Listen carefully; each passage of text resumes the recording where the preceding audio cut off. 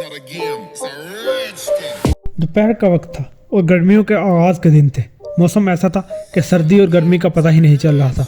पोश इलाके की एक पुरानी कोठी जो शायद इब्तदाई दिनों में किसी ने बनाई थी, इसके सामने अस्तादा घने दरख्त के अक्कम में एक कार खड़ी थी जिसका बोनट टूटा हुआ था और एक आदमी इंजन पर झुका हुआ था। इसी कार की ड्राइविंग सीट पर एक बड़ी हुई शेव वाला शख्स विराजमान था जिसने अपनी आंखों पर स्याह चश्मा लगाया हुआ था। इसकी आंखें किस तरफ थी इसका अंदाज़ा कोई नहीं कर सकता था। इस शख्स की उम्र 40 साल थी। इसका सही नाम तो कुछ और था लेकिन वो अपने जानने वालों में शानी के नाम से मारूफ था। शानी कई सालों से जुराइम की दुनिया में एक पहचान रखता था। वो कोई काम भी पैसों के लिए करने को तैयार हो जाता। वो अपना काम इस ईमानदारी से करता कि निशान नहीं मिलता।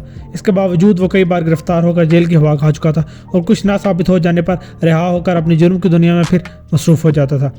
शानी पैसों के लिए हर वो काम किया करता था जिसे इसने समझा कि वो कर सकता है।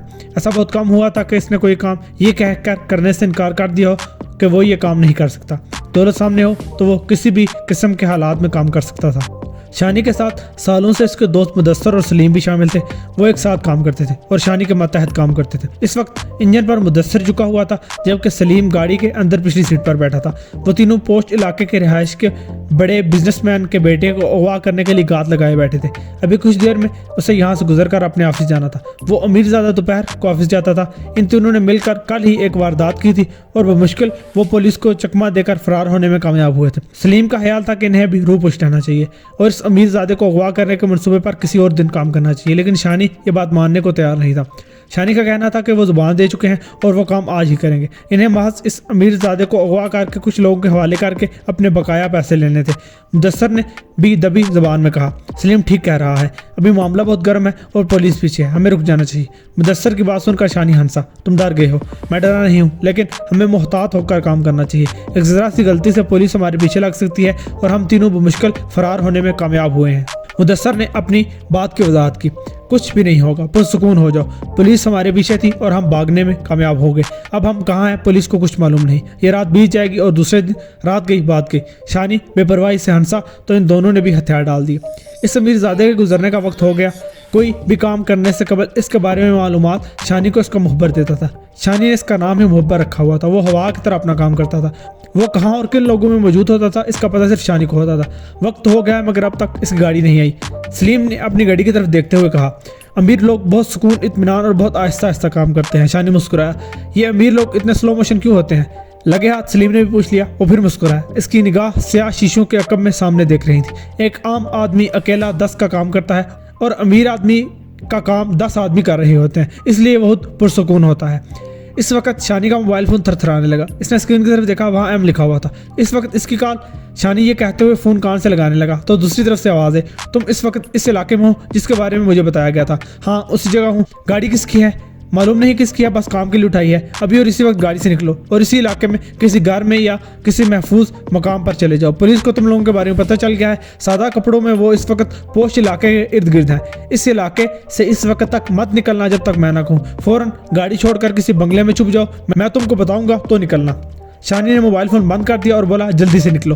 वो दोनों बाहर निकले तो शानी ने मुदस्सर के करीब जाकर कहा, छोड़ो और हमारे साथ चलो, पुलिस इस इलाके में है। मुदस्सर ने कार का बोनट बंद किया और चुपचाप शानी के पीछे चल पड़ा। वो तीनों आगे पीछे चल रहे थे और शानी की निगाहें बाएं दाएं घूम रही थी।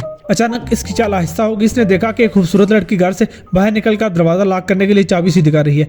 वो इस इलाके के नुक्कड़ का 2 मंजिला आलीशान मकान था। एक बड़ा गेट था और इसके साथ चंद सीढ़ियाँ चढ़कर एक मजबूत लकड़ी का दरवाज़ा था। घर के मकीन आने जाने के लिए इसी दरवाजे का इस्तेमाल करते थे, जबकि गाड़ी के लिए वो गेट खोलते थे। शानी भांप गया कि इस मकान में लड़की के सिवा कोई दूसरा नहीं होगा। शानी ने चलते हुए अपने साथी को इशारा किया और इनका रुख उस लड़की की तरफ हो गया। वो लड़की जिसका नाम राबी था कुफल में चाबियां डालकर अभी घुमाने ही वाली थी कि शानी ने सरहद से करीब जाकर अपना पिस्तौल निकालकर इसकी पसलियों के साथ लगाकर फनकारती हुई सरगोशी की, दरवाज़ा खोलो और चुपचाप अंदर चलो। राबी ने एक नज़र इन तीनों की तरफ देखा और इसकी आंखों में खौफ आया हो गया। इसने अभी लॉक नहीं किया था, इसलिए इसने लरजते हाथों से हैंडल घुमाकर दरवाज़ा खोल दिया और अंदर कदम रखा ही था कि वो तीनों एक साथ इसके पीछे अंदर चले आए। सलीम ने दरवाज़ा बंद करते ही अंदर से लॉक कर दिया। वो तीनों राबी के पीछे टीवी लॉन्ज में चले आए। करीब से सजे टीवी लॉन्ज में अंधेरा था। बड़ी खिड़की पर पर्दे थे। शानी ने मुतलाशी नजरों से दाएं बाएं देखा और अपना पिस्तौल राबी की कनपट्टी पर रखते आहिस्तगी से पूछा, घर में कौन कौन है? घर में मेरे सिवा कोई नहीं है। राबी की आवाज़ कांप रही थी। शानी ने अपने दोनों साथियों की तरफ देखा। वो तेजी से एक एक कमरे की अच्छी तरह से तलाशी लेने के बाद ऊपरी मंजिल की जानिब चले गए थे। जब वो वापस आए है तो मुदस्सर ने नफी में सर हिला दिया। सारा घर हाल है। कमरे के दरवाजों को लॉक कर दिया। शानी ने पूछा, हर कमरा लॉक कर दिया है? पूरी तसल्ली से एक एक चप्पा देखा है, कोई नहीं है। शानी के चेहरे पर इत्मीनान उभरा। वो राबी की तरफ मुतवज्जे हुआ। देखो, हम यहाँ चोरी करने आए हैं और ना ही हमारा कोई ऐसा इरादा है कि तुमको कोई नुकसान पहुंचाए। हम तीनों को इस घर में पनाह चाहिए। कुछ लोग हमारे पीछे हैं, जैसे ही खतरा टलेगा हम चले जाएंगे। राबी चुपचाप इन तीनों को देखती रही। शानी ने पूछा, इस घर में कितने अफराद रहते हैं और वो इस वक्त कहाँ हैं? इस घर में मैं और मेरा शोहर रहते हैं। शोहर इस वक्त ऑफिस में है। राबी ने कहा, तुम सच कह रही हो? शानी ने गहरी नजरों से इसकी आंखों में झांका। मैं सच कह रही हूँ। राबी की मुतवहिश निगाहें इसके चेहरे पर मरकूज होगी। फिर इसने दूसरी तरफ देखना शुरू कर दिया। कोई होशियारी नहीं दिखाओगी तो महफूज रहोगी, कोई चालाकी की तो फिर हमसे ज्यादा कोई चालाक नहीं है। मैं ऐसी कोई हरकत नहीं करूंगी जिससे मुझे नुकसान पहुंचे। राबी डरी हुई थी। सलीम ने किचन की तरफ देखकर शानी से कहा, मैडम से चाय ना बनवा लें? शानी ने इसकी बात सुनकर गैर इरादी तौर पर किचन की तरफ देखा और इसके चेहरे पर आया होने वाला हफीफ तबस्सुम इस बात का गुमास था कि इसे सलीम की बात पसंद आई है। हम शादी कब कर रहे हैं? इसने जूस का छोटा सा घूंट अपने हलक के नीचे उतारने के बाद इसके खोए हुए चेहरे पर अपनी निगाहें जमाते हुए पूछा। वो दोनों पोश इलाके के एक रेस्टोरेंट की ऐसी मेज पर विराजमान थे जो खिड़की के साथ थी और बाहर का मंजर साफ दिखाई दे रहा था। इसके सामने बैठा हुआ 30 साल का शख्स जिसका नाम आसिफ था, वह शफाफ शीशे से बाहर देख रहा था और दूसरी तरफ देखने में इस कदर मुनहमिक था कि इसे सवाल सुनाई ही ना दी। वो लड़की जिसने सवाल किया था, इसकी निगाहें मुसलसल आसिफ के चेहरे पर मरकूज थी। चंद सानियां गुजर जाने के बाद भी जब आसिफ ने इसकी तरफ नहीं देखा तो लड़की को एकदम से गुस्सा आ गया। इसने अपने सामने रखे जूस के गिलास को एक तरफ रखा और अपना हैंड बैग उठाकर खड़ी होगी। इस इस्लाम में आसिफ की निगाह लड़की पर पड़ी तो इसने मुतहय्यर लहजे में पूछा, क्या हुआ? तुम कहाँ जा रही हो? हम जब से यहाँ आए हैं तुम जहनी तौर पर कहीं और हो। तुम्हारी तवज्जो मेरी तरफ है और ना ही ख्याल है कि मैं क्या कह रही हूँ। मैं जा रही हूँ। जब तुम रिलैक्स हो जाओ तो हम मुलाकात कर लेंगे। लड़की ने जाने के लिए कदम उठाया था कि आसिफ जल्दी से खड़ा हो गया और इसका बैग पकड़ लिया। बैठ जाओ। बैठने का फ़ायदा नहीं, तुम शायद टेंशन में हो और इस सूरत हाल में तुम्हारे सामने बैठी हुई मैं ऐसे ही हूँ जैसे टिशू का डब्बा। लड़की को कुछ ज़्यादा ही गुस्सा आ गया था। I am so sorry, please बैठ जाओ। मैं वाकई बहुत टेंशन में हूँ, आसिफ ने माज़ खाना लहजे में कहा। इसलिए तो कह रही हूँ कि जब रिलैक्स हो जाओ तो मुलाकात कर लेंगे। लड़की ने यह कहते हुए मुंह दूसरी तरफ कर लिया। मैं बताता हूँ मुझे क्या परेशानी है, तुम बैठ जाओ, आसिफ ने कहा और बादल ना हादसा लड़की जिसका नाम नादिया था अपनी कुर्सी पर बैठ गई। ये सच है, आज मैं दिमागी तौर पर तुम्हारे साथ नहीं हूँ, मेरी सोचें कहीं और हैं, आसिफ ने इसकी तरफ देखते हुए कहा। इसके चेहरे से साफ जाहिर था कि वो उलझन का शिकार है। मुझे बताना चाहोगे कि ऐसा क्यों है? नादिया की बेचैनी दो चंद हो गई। इसकी निगाहें इसके चेहरे पर मुंजमद हो गई। तुमको नहीं बताऊंगा तो और किसे बताऊंगा? आसिफ ने घूंट लिया और तजब्जुब वाले अंदाज में बोला, मेरी बीवी का किसी से चक्कर चल रहा है। क्या? इसकी बात सुनकर नादिया एकदम से चौंकी। फिर इसने बमुश्किल अपनी हंसी रोकी। इसके मुंह से बरमला निकला, वो भी किसी के चक्कर में है। आसिफ ने इस तरफ घूर कर देखा तो नादिया एकदम से संजीदा हो गई और कहा, सॉरी, मेरा मतलब था कि वो किसके चक्कर में है और तुमको कैसे पता चला? आसिफ के चेहरे पर गुस्सा नमूदार हो गया। चंद दिन कबल मैं अपनी गाड़ी में जा रहा था कि अचानक मेरी नज़र पड़ी। वो एक रेस्टोरेंट से हंसते हुए निकल रहे थे। मैंने गाड़ी एक तरफ खड़ी करके इनको देखा। वो दोनों एक ही गाड़ी में मेरे सामने चले गए। इसके बाद मैंने अपनी बीवी पर नजर रखना शुरू कर दी तो वो छुप कर कहीं दाएं बाएं कॉल सुनती मुझे नजर आती। मेरे साथ भी इसका रवैया अच्छा नहीं था। वो कौन है? कुछ तवक्कुफ के बाद नादिया ने पूछा। मैं से नहीं जानता कि वो कौन है। वो अपने लिबास और गाड़ी से मुझे कोई उम्मीद ज़्यादा लगा। आसिफ ने बताने के बाद अपने होंठ भींच लिए। नादिया मजीद पूछना चाह रही थी लेकिन दानिस्ता चुप रही। इसकी वजह यह थी कि आसिफ का चेहरा गुस्से से तबाह हुआ था। इसके जिस्म में इस्तराब की सी कैफियत थी। वो बार बार अपने होंठ भींच रहा था। दोनों के दरमियान खामोशी है। फिर आसिफ खुद ही बोला, मैंने अब फैसला कर लिया है, मैं राबी को तलाक दे दूंगा। आसिफ की बात सुनकर नादिया का दिल खिल उठा। इसने चिंगारी पर तेल छिड़का। अब कोई जवाब तो नहीं है कि वो तुम्हारी बीवी रहे। वैसे अच्छा ही होगा कि तुम्हें इसकी हकीकत मालूम होगी। इसका जाना और मेरा आना आसान हो जाएगा। तुम ठीक कह रही हो, लेकिन इसने जो मेरे साथ बेवफाई की है इसकी सज़ा से ज़रूर मिलेगी। ऐसा मत सोचो, इस मामले को भूल जाओ और राबी को तलाक दे दो। हम शादी करके खुशियों में अपना बसेरा कर लेंगे। नादिया ने यह कहते हुए आसिफ का हाथ पकड़ लिया। इसके दिल में दरअसल ये बात थी कि तुम इससे बेवफाई कर रहे हो। बराबरी के इस काम में सज़ा देना तुम्हारा नहीं बनता। नादिया ने वो बात कही नहीं। इसका हाथ सहलाने लगी। आसिफ जाने क्या सोच रहा था। पिस्तौल के जेरे साया राबी ने चाय अच्छी बनाई। तीनों ने मजे लेकर अपनी चाय खत्म की। शानी ने राबी को इत्मीनान दिलाया कि इस हरगिज़ कोई नुकसान नहीं पहुंचाएंगे। जो ही इनको ग्रीन सिग्नल मिला वो यहाँ से चले जाएंगे। बार बार यकीन दिलाने पर राबी के चेहरे पर खौफ मालूम हुआ। वो टीवी लॉन्च में एक तरफ बैठी थी। शानी खिड़की के पास बैठा था और इसने जरा सा पर्दा हटाया हुआ था। बाहर मुकम्मल खामोशी थी। इसके मुहब्बर की 2 बार शिकार आ चुकी थी। वो इस कॉलोनी में मौजूद है, इसलिए बाहर निकलने की गलती मत करना। सलीम और मुदस्सिर दूसरी तरफ बैठे थे। मुदस्सिर के हाथ में पिस्तौल था और इसका रूह राबी की तरफ हो जाता और कभी वो इसकी नाल से अपनी गर्दन खुजाने लगता।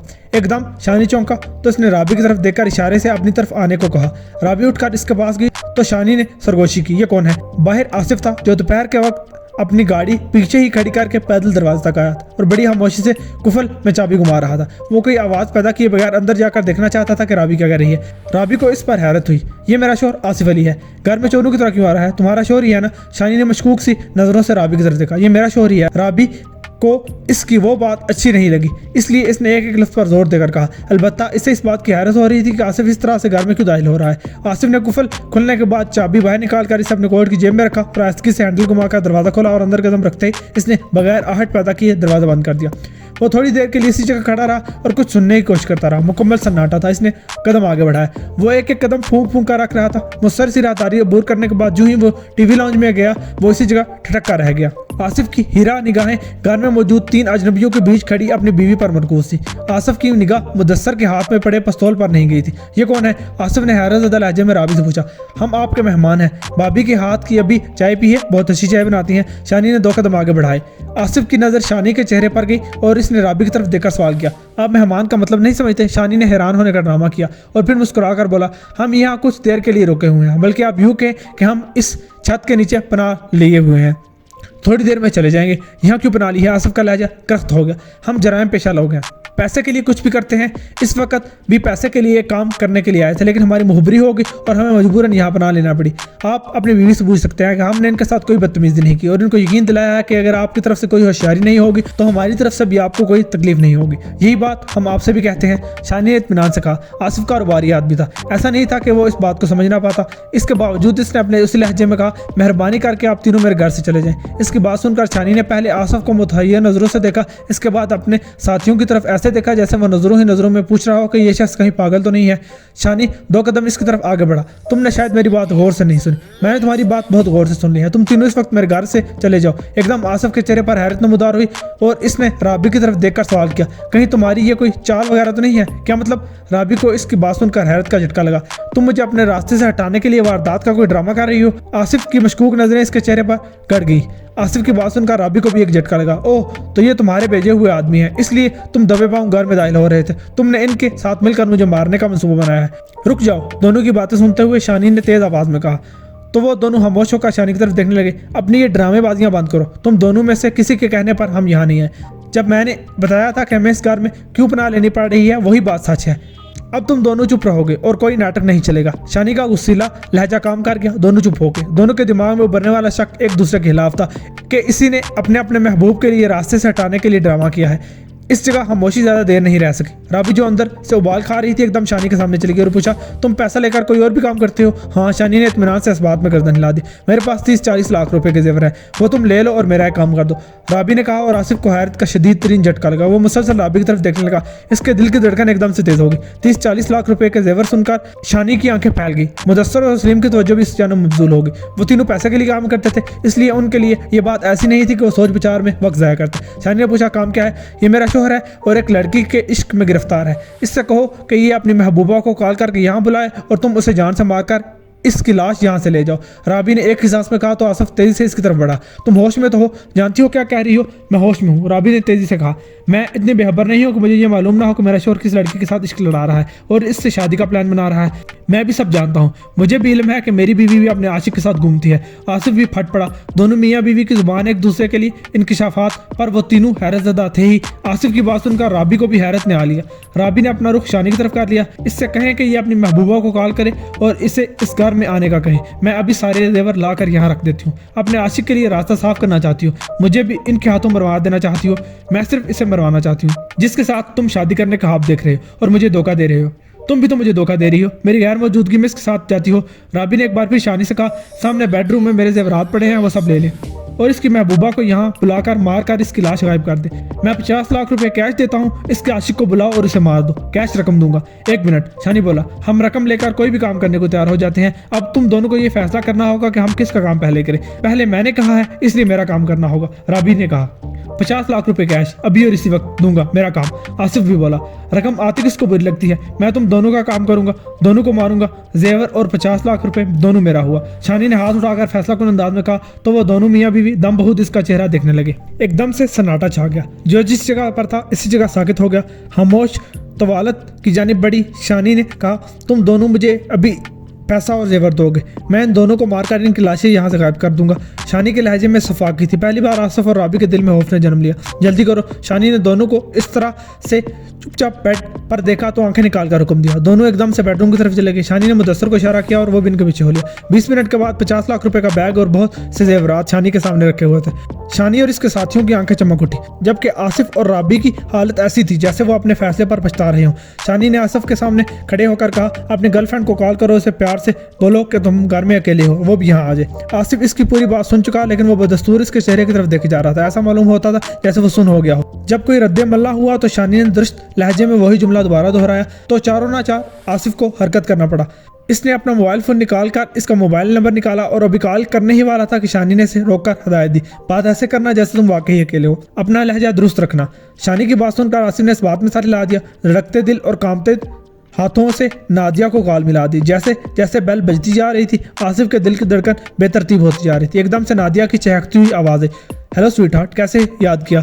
आसिफ ने बोलने से पहले अपनी सारी तवानाई समेट कर एक जगह की और पूरे एतमाद लहजे में बोला, घर अकेला था, सोचा तुमको बुला लूँ। ओह। दूसरी तरफ से नादिया ने तवील ओह की आवाज़ निकाली।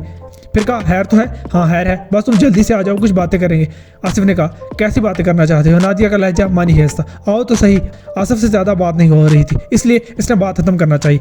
मैं गाड़ी में हूँ, अभी अपनी गाड़ी का रुख मोड़ लेती हूँ। नादिया की आवाज़ आई और आसिफ ने कॉल मुनक़ता कर दी। इसके माथे पर पसीने की नन्ही बूंदें दिखाई दे रही थी। शानी ने अपनी जेब से रुमाल निकाल कर मुस्कुराते हुए इसकी तरफ बढ़ा दिया। आसिफ ने इसके रुमाल की तरफ देखा और करीब पड़े टिश्यू पेपर से टिश्यू निकालकर अपना माथा साफ कर लिया और टिश्यू पेपर को इस तरह से मरोड़ दिया जैसे वो अपना सारा गुस्सा इसी टिश्यू पेपर पर निकाल रहा हो। राबी का पूरा जिस्म कांप रहा था, वो नाचारी से अपने हाथ मल रही थी। इसने जज्बात, गुस्से और नफरत से अपने शोहर की महबूबा को कत्ल करने की पेशकश तो कर दी थी, लेकिन अब वो खौफजदा और दहशतनाक हो रही थी। इसके दिल में पछतावा भी उठ रहा था कि इसने ऐसा कदम क्यों उठाया। हम तो पनाह लेने आए थे, मगर यहाँ भी हमें काम मिल गया, क्या किस्मत पाई है हमने, मुदस्सर ने खुश होते हुए कहा। सलीम ने कहा, बड़े लोगों के इश्क भी निराले होते हैं, ना शोहर का पता होता है ना बीवी का। Shut up shut up. आसिफ इसकी बात सुनकर भड़क उठा। इसने आंखें निकालकर सलीम की तरफ देखा। इसी असना में डोरबेल की आवाज़ ने इन पांचों को चौंकाने पर मजबूर कर दिया।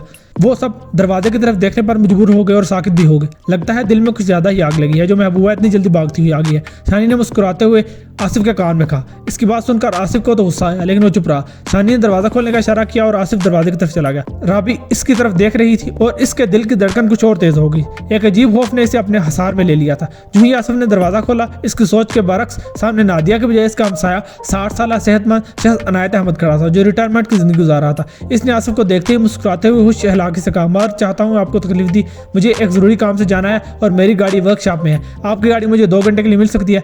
आसिफ ने इसकी तरफ देखते हुए अपने चेहरे पर ज़बरदस्ती की मुस्कुराहट लाते हुए जवाब दिया, मेरी गाड़ी मेरा मुलाजिम लेकर गया है, कब तक आ जाएगा? अनायत अहमद 2 कदम आगे बढ़ा और सामने खड़ा हो गया। मैंने एक ज़रूरी काम से भेजा है, शायद कुछ वक्त लग जाए। आसिफ ने टालना चाहा। मैं इंतजार कर लेता हूँ, जो ही वो गाड़ी लेकर आ जाए मुझे इतला कर दीजिएगा, मैं ममनून होगा। ये कहकर वो आगे आया और रुक कर जल्दी से घुमा और बोला, मुझे वापस घर जाना है, मैं थोड़ी देर तक आता हूँ। ये कहकर वो अपने घर की तरफ चला गया। दरवाजे के पीछे शानी खड़ा सब सुन रहा था। जैसे ही आसिफ ने दरवाजा बंद किया, शानी ने बुरा सा मुंह बनाया, दोबारा आया तो गोली मार दूंगा, मुझे यहाँ कोई खून खराबा नहीं चाहिए। आसिफ जल्दी से बोला, खून खराबे के तो पैसे दिए हैं तुम दोनों ने। वो बेपरवाही से मुस्कुराया। आसिफ दांत पीस कर एक तरफ चल पड़ा और डाइनिंग टेबल की कुर्सी पर बैठ गया। दूसरी कुर्सी पर राबी विराजमान थी। सलीम और मुदस्सर एक तरफ थे, जबकि शानी भी दूसरी तरफ खिड़की के पास सोफे पर गिर गया। इन्हें अब नादिया का इंतजार था। खामोशी को आसिफ ने धीमी आवाज में तोड़ा। तुम्हें क्या जरूरत थी इतना बड़ा कदम उठाने की और उसे मरवाने के लिए अपने जेवरात इन लोगों के हवाले करने की? मुझे इसका वजूद कबूल नहीं था, राबी ने कहा। और जिसके साथ तुम घूम रही हो, लंच के दौरान हंसती हो, जिसका वजूद उसका वजूद कबूल है? आसिफ ने मतानत से इसकी तरफ देखा। इस बात का जवाब नहीं है मेरे पास। राबी ने निगाहें चुरा ली और मुस्तरबाना अंदाज में अपने हाथ मलने लगी। जब हम दोनों ही एक दूसरे को धोखा दे रहे हैं तो तुम बर्दाश्त करती? मैंने कोई धोखा नहीं दिया, मैंने तुम दोनों को एक साथ देखा है। मैं तुम दोनों को भी एक साथ कई बार देख चुकी हूँ। जब तुमने इसके साथ फोन पर बातें करते थे और छुप कर सुन भी चुकी हूँ। तुम मेरी जासूसी भी करती थी। एक घर की छत के नीचे जब ऐसे तमाशे होंगे तो जासूसी भी तो होगी, राबी बोली। आसिफ इसे घूरता रहा, फिर इसकी तरफ गर्दन बढ़ाकर बोला, जब मैं ऑफिस चला जाता था तो मेरे पीछे इस छत के नीचे भी जो कुछ तमाशा होता था वो भी मुझे पता है। राबी इसकी बात सुनकर बर्दाश्त नहीं कर सकी और गुस्से से उठते हुए इसने डाइनिंग टेबल पर पड़े गुलदान पर पूरी कुव्वत से हाथ मारा और वो गुलदान हवा में उड़ता हुआ फर्श पर गिरा और जैसे ही टूटने का धमाका हुआ तो वो तीनों चौंक गए। राबी चीखी, शटअप, जो आइंदा तुमने ऐसी बेहुदा बात की। राबी का जिस्म कांप रहा था और गुस्सा ऐसा था कि वो चारों इसके चेहरे की तरफ शजदर निगाहों से देख रहे थे। आसिफ इत्मीनान से उठा और इसके पास जाकर बोला, सच बर्दाश्त करना भी सीखो। गुस्से और हैजानी की कैफियत में वो शायद कुछ बोलती। इस दौरान एक बार फिर सबको दरवाजे की तरफ देखने पर मजबूर होना पड़ा। जब बेल बजी, शानी ने आसिफ को इशारा किया और वो खुद भी इसके साथ चलता हुआ दरवाजे के पीछे आ खड़ा हुआ। यूं ही इसने दरवाजा खोला तो एक चहकती हुई आवाज सबने सुनी, हाय स्वीटहार्ट। वो अल्फाज राबी के लिए आग के वो अंगारे थे जिससे इसका जिस्म झुलस गया था। इसके साथ ही नादिया ने कदम आगे बढ़ाई थे कि अंदर सबको देखकर नादिया के चेहरे की मुस्कुराहट मादूम हो गई और वो हीरा सी नजरों से सबको बारी बारी देखते हुए आसिफ से बोली, ये क्या है। शानी ने जल्दी से दरवाजा बंद कर दिया और नादिया से मुखातिब हुआ, आप तशरीफ ले आए।